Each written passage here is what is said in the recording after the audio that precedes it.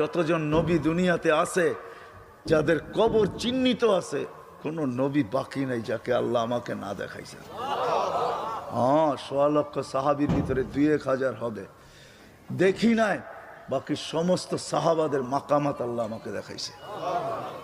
রাগ হয়েন না, আবার মনে করেন না অহংকার করি।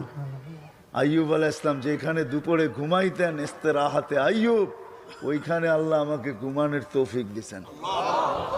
মুসা আলাইহিস সালামের শ্বশুর বাড়ি আল্লাহ আমাকে দাওয়াত খাওয়াইছেন মাদায়েনে।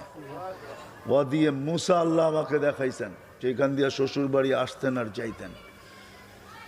বুঝানোর জন্য বলতেছি, যখন পাহাড় দেখতে গেছি তখন আমার মনে পড়ছে এইখানেই তো মুসা আলাইহিস সালাম প্রশ্ন করছিলেন, তুকাল্লিমু মাই হাল তুকাল্লিমু আহাদান গায়রি, কারোর সাথে কথা বলেন, আমার সাথে কথা বলেন, কারোর সাথে বলবেন?